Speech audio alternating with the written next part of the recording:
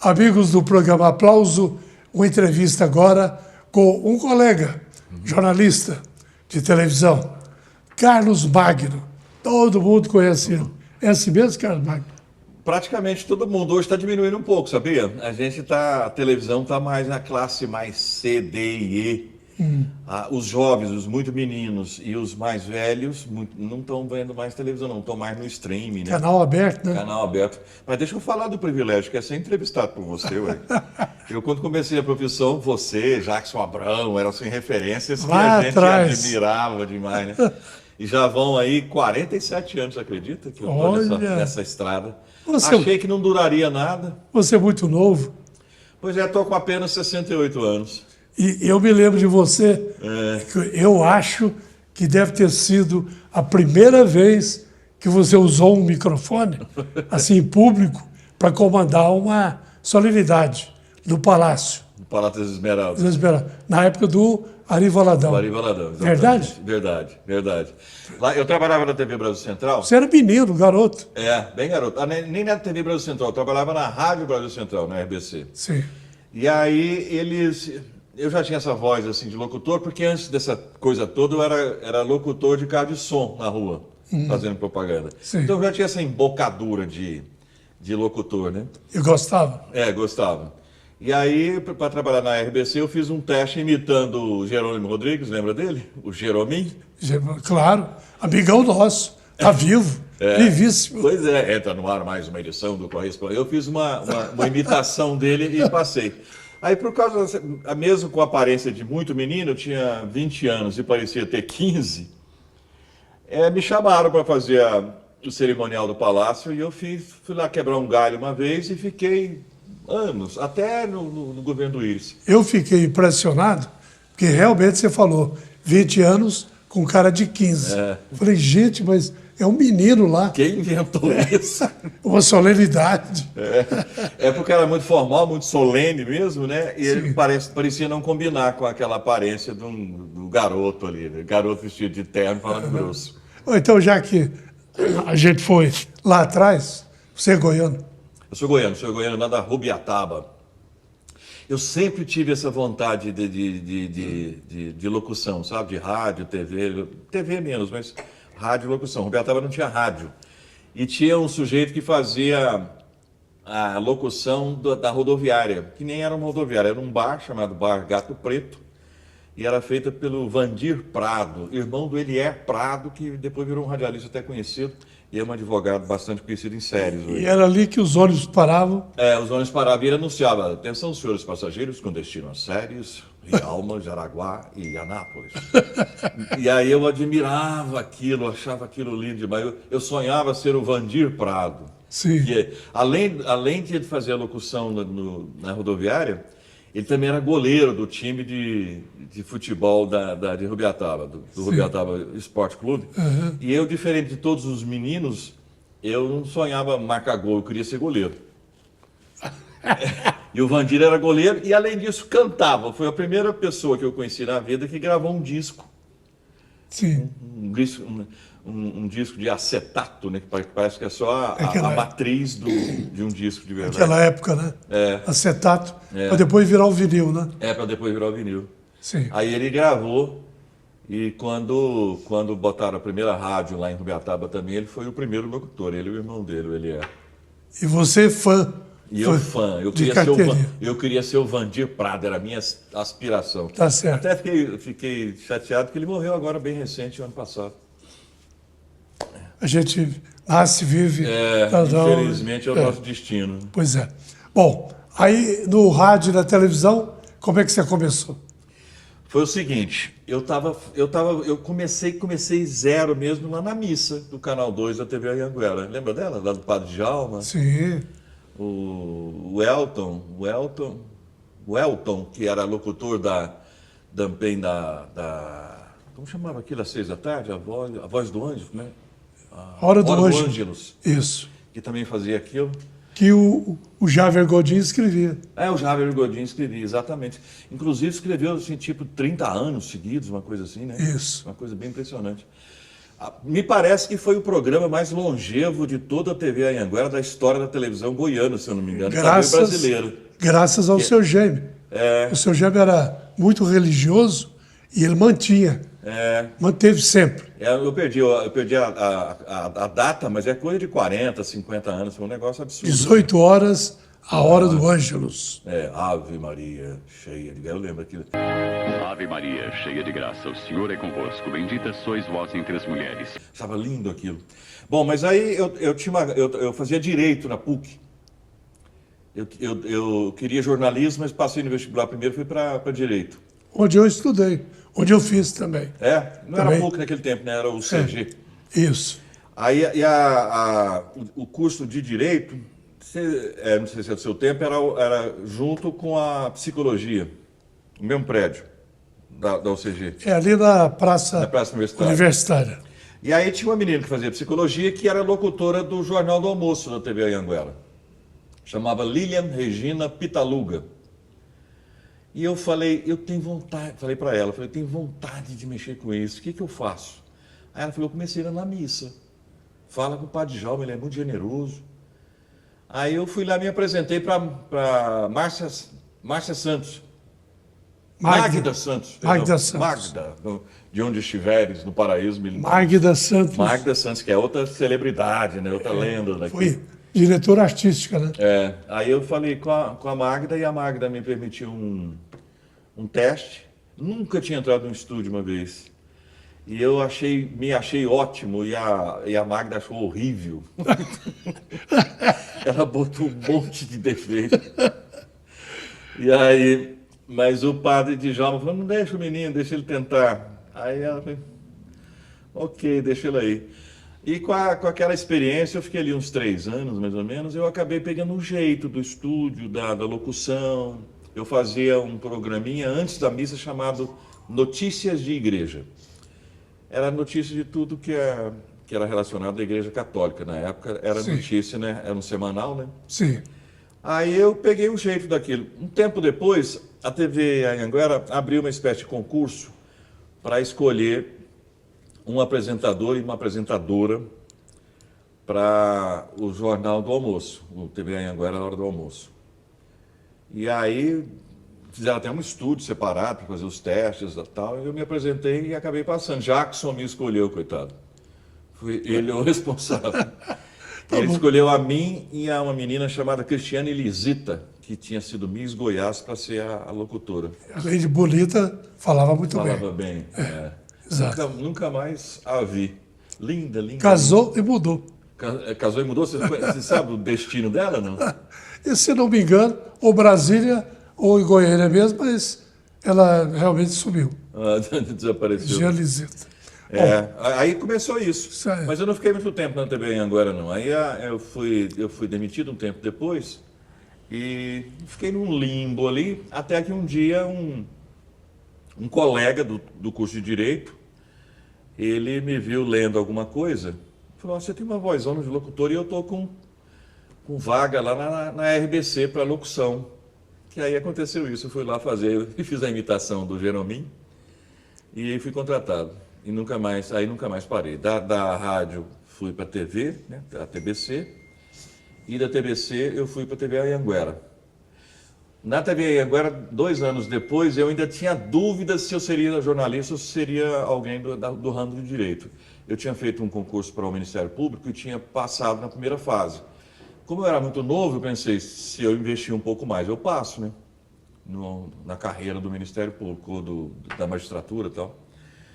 Mas aí veio o Césio 137, e eu fui muito utilizado pela TV Globo, porque a TV Globo mandou para cá, trouxe para cá, vários repórteres para fazer o Jornal Nacional, as reportagens sobre o Césio no Jornal Nacional. E sobraram todos os outros jornais para o pessoal daqui, né? Certo. Os jornalistas locais, os repórteres locais aqui. E eu acabei muito utilizado no Jornal Hoje, Bom Dia Brasil, Jornal da Globo e até o Fantástico. E aí a TV Globo acabou me fazendo um convite para ir para lá. Foi aí que eu decidi que seria jornalista mesmo. Aí você foi para lá? Para o Rio? Eu São Paulo? fui para Globo São Paulo primeiro. Sim. Eu fiquei lá 2 meses, eu não me adaptei com a cidade, estava morando lá no Largo do Aruche, bem no centro da cidade, no Hotel San Rafael, mas não gostava, não me adaptava com a cidade, achava grande demais, muvucada demais. E aí pedi que se tivesse alguma oportunidade que eu fosse transferido para uma praça menor, né? Eu imaginava Belo Horizonte, talvez, mas aí me levaram para Brasília. E eu acabei ficando 10 anos em Brasília. O auge da minha carreira, assim, foi lá. Acabei conseguindo chegar ao Bom Dia Brasil, apresentei o Bom Dia Brasil, fiz muitas reportagens, cobri muitas coisas importantes, eleição de presidente, queda de presidente, visitas de figuras ilustres, assim, tipo Nelson Mandela, eu cobri, o Papa João Paulo II, conversei com ele como nós estamos aqui, nós dois.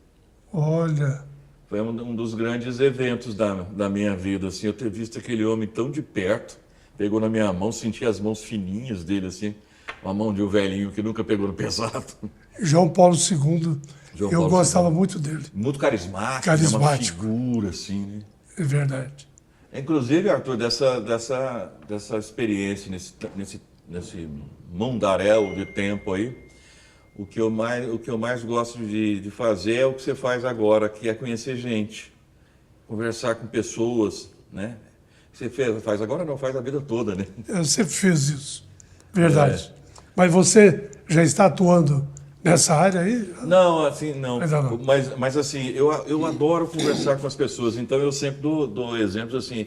Eu conversei do Papa João Paulo II à Dona Joana, que é uma negra de uma comunidade calunga lá em São Luís do Norte, uma pessoa extraordinária, uma pessoa que não teve nenhuma instrução, mas de uma beleza, de uma riqueza cultural, sabe? Uma pessoa absolutamente fantástica. Vou contar só um detalhezinho dela. Sim. Ela teve 9 filhos. Aí eu falei, Dona Joana, quem fazia os seus partos? Aí ela falou, tinha uma parteira aqui na comunidade, uma comunidade sem energia elétrica, foi por isso que eu fui para lá. E aí ela falou, é a dona fulana aqui da comunidade que faz os meus partos. Fez até o 4º ou 5º, o resto eu faço sozinha.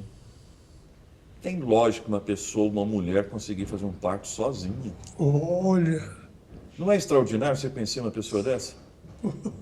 sensacional. Sensacional. E o humor dela, lá não tinha energia elétrica, eu falei assim, Dona Joana, ela nunca teve uma geladeira. Ela já era uma senhora de seus 65 anos. A senhora nunca teve uma geladeira? Ela disse, não, a minha geladeira é o mês de julho. Nó. Olha que lucidez, que humor, que coisa maravilhosa, né? E você conhecer esse tipo de gente... Calunga. Calunga, lá é perto do Uruaçu. Chama... Eu não vou lembrar agora, daqui a pouco eu pulo aqui na minha cabeça. Anteontem, eu estive lá no Salto Corumbá, tem um empreendimento lá que é do Rodrigo Estivalete Teixeira. E aí? Rodrigo Estivalete Teixeira, sabe quem é, não? Conheço, muito. Filho do Mauro Borges. Filho do Mauro Borges, neto do Ludwig Teixeira. Isso. Aí eu fui lá fazer a reportagem sobre o Salto de Corumbá, ele é o dono daquela propriedade que engloba o Salto de Corumbá, né? E uma pessoa extraordinária, de uma riqueza muito grande, conta histórias do Pedro Ludovico. O Pedro Ludovico, essa lenda que é quase o Pedro Alves Cabral, Cabral nosso aqui, né? Essa lenda é avô dele, cara. Você conversa com essa pessoa, você tem muito elemento, né? Você tem muito dado, você tem muita riqueza, né? Nessa conversa com ele, é muito legal. Então a gente tem essa profissão de ainda pagam a gente para exercer, é ótimo, né? Como é que é? Você adora fazer o que você faz. E ainda te pagam para você fazer. Exatamente. E vamos falar então sobre uma coisa que te chamou muita atenção. Justamente essa coisa de as pessoas, conhecer pessoas e tal. Você falou de uma espécie de novela para regional, se seria interessante. Eu, pessoalmente, acho. Eu acho que daria certo. Sim. Você sabe por quê? As pessoas gostam de se ver na TV, já viu? Sim. Elas gostam de se ver na TV ou na imprensa, né? Não à toa que aquele jornalzinho da empresa todo mundo lê. Da empresa, todo mundo lê. Porque eles querem se ver ali, estão todas ali. Deve ser o jornal mais lido do mundo, né? Que é 100% do público lê aquele jornal. Então eu acho que se tivesse uma novela aqui em Goiânia, em que as pessoas pudessem se ver, pega o ônibus que você também pega, as ruas são familiares a você, o jeito, a comida, a cultura, tudo é parecido com o que você vê todo dia. Eu acho que tem muita chance de dar certo. Que daria certo. O Tolstói dizia, né, que quer falar para o mundo, fale de sua aldeia. Eu acho que é por aí. A sua aldeia é tudo. O rio da minha, E aí, da minha aldeia. tem uma história engraçada. Me dizem, Da novela, né? do Zé Divino, É. que foi parceiro do Jackson Abrão durante anos, né, apresentando noticiário da TV Anhanguera. Exatamente. Zé Divino é uma dessas. Infelizmente, não mais uma testemunha viva, né? Que infelizmente ele faleceu. Mas o Zé Divino, ele contava uma história que eu acho a mais engraçada da televisão, que existia novela, você sabe disso, existia novela regional, que é uma novela na TV Anhanguera, né? E ao vivo. Cici Pinheiro, Cici Pinheiro, outra lenda, né? outra lenda. Mãe do Lantenor Pinheiro. Mãe, tia, mas avó. criou ele. Né? E prima do Arthur Rezende. Ah, é? É. Ué, eu não sabia dessa, não. A mãe dela era irmã do meu pai. A propósito, eu acho que a gente celebra pouco as nossas, essas pessoas da nossa cultura que se destacaram muito, né? Tipo ela mesmo, a Cici Pinheiro. Eu acho que Cici você foi não para comprasse. o eixo em São Paulo, atriz, depois virou diretora, ela fez sucesso lá, principalmente em São Paulo, e depois voltou para Goiânia, para Goiás, e aqui ela foi a bambambam aí dessa área. Eu acho que a gente precisava valorizar mais essas pessoas. Acho que a gente celebra pouco. Mas vamos lá. Vamos lá. A história do Zé O Divino. Zé Divino. Zé Divino conta que tinha uma novela ao vivo e tal, e a Goiânia inteira conectada naquele dia, porque morreria um personagem importante da novela, né? Então, e a novela era ao vivo. E era praticamente num palco, porque não tinha estrutura para fazer uma cidade cenográfica, uma coisa assim, né? Aí, na hora fatal, né, o sujeito ia matar o seu desafeto com um revólver, e o revólver lenca. A bala não sai, né? E aí? Aí entra um break, né, pro comercial, porque tinha que resolver o problema durante o comercial. Aí o diretor entra no palco e diz: olha, você tem que matar o cara, a gente vai remuniciar a arma, vai botar a pólvora de novo, mas se falhar de novo, você dá um jeito, dá uma cadeirada nele, faça alguma coisa, mas mata o cara, ele tem que morrer hoje. Aí O que ele fez? quando voltou a cena, ele de novo aponta a arma e a arma lenca outra vez. Nossa! Aí é frustração geral, mas ele tinha que resolver a parada, o sujeito tinha que morrer. Ele pega e dá um chute no cara. Meu Deus! É a maneira mais imbecil de se matar uma pessoa, dar um chute nela. Aí ele dá um chute nela. A vítima sabia que tinha que morrer e dobra assim e fala: "Ah, maldito, tinhas a bota envenenada." E cai assim. Sensacional. Essa história, eu acho essa história boa. Que aconteceu, né? Ao vivo. Bom, vamos voltar à sua carreira. Você, depois de Brasília, você teve mais alguma incursão fora de Goiás?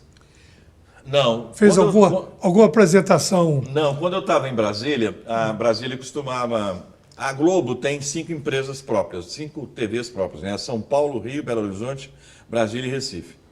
Então ela costumava nos emprestar para uma dessas empresas, uma dessas televisões, dessas emissoras, para alguma cobertura importante. Então eu fiz carnaval em Salvador, fiz carnaval no Rio de Janeiro, fiz enchente no Rio de Janeiro, fiz eleição em São Paulo. Você falou no Mandela. Mandela fez uma visita ao Brasil e eu fui escalado para cobertura e passar vergonha, porque eu não falo inglês. E tive que ficar assistindo meus colegas fazerem as perguntas, porque eu não falo. É uma grande frustração da minha vida, porque eu certamente não fui correspondente internacional, que é o ápice da carreira, né? Por não falar inglês. Entrei no curso um monte de vezes e não terminei. Um misto de falta de condições e ser vergonhice mesmo. Sim. Porque a pessoa que quer mesmo, ela faz, dá um jeito. Faz. Ela, E acontece. e acontece. Tá Mas então, certo. eu trabalhei em várias coisas, assim, inclusive numa eleição em São Paulo que eu fui cobrir, eu fui a pessoa que disse que a primeira mulher eleita de São Paulo era Luísa Erundina. Primeira mulher prefeita. Foi eu que disse isso para todo o Brasil num plantão. No plantão. Porque eu Tá estava no Ibope, Aham. meu link era no Ibope. E o Ibope fez boca de urna e revelou que a Luísa Erundina tinha ganhado a eleição. Certo. Muito bem. Carlos Magno, jornalista, hoje na Record, Hoje na Record há 18 anos. há Né? 18 anos. E que já passou pelas telinhas de várias emissoras aqui de Goiás e de fora. E agora está aqui no programa Aplauso para esse bate-papo comigo, contando suas histórias. E, infelizmente, nosso tempo estourou. Agora, Que pena. Quanto tempo tem? Léo, 15 minutos, 20? o programa é 1 hora, mas a entrevista já deve ter uns 20 minutos por aí. O papo foi muito bom. Muito Agradeço legal. muito. Eu vou terminar perguntando, você gosta de futebol? Adoro. Torce para? Goiás Esporte Clube. Em Goiânia, em Poxa. São Paulo e na Europa, eu torço pro Goiás. É mesmo? Só. Poxa. Moché, Olha, assumido. olha, gente, nós do Tigrão, né, Léo? Muito bem. Bom, muito obrigado. Ninguém é perfeito, tal. Você é casado, se casou algumas vezes, né? Eu casei 2 vezes. Tenho 4 filhas. 4 filhas. Lá em casa até o gato é gata. Tudo é mulher. Tudo é mulher. 3 filhas. 4 filhas. 4 filhos. Vai Nossa, de 11 a 43 anos de idade. meu Bom, Deus do céu. Um beijo para elas. Obrigado. Você tem foto delas aí, juntas? Tenho aqui no celular, devo ter. Então você providencia. 4 filhas. Ok. Carlos Magno, suas despedidas. Você não é igual o William Bonner, não. Boa noite. Boa noite. Não, foi um prazer imenso estar aqui, como eu disse no começo, foi um privilégio conversar com você. Foi um privilégio ser reconhecido por você. Um dia eu encontrei com você na rua e falei, o Arthur Rezende, e você falou assim, o Carlos Magno. Eu falei, uau! Foi um privilégio estar aqui, foi uma honra estar aqui. Na verdade, foi numa Obrigado. festa do tio seu, né? É. O Zé Maria e a Célia Gillet. Um prazer ter visto você lá. E, claro, quem não reconhece. Por televisão é assim, né? Parece que a gente está em casa, parece que conhece, parece que é amigo de longa data e tal. Mas nós somos colegas, isso aí ajudou muito. Muito obrigado, Arthur. Valeu. De coração, valeu. Obrigado. Carlos Magno, programa Aplauso é esse aí. Entretenimento com informação. Fechando.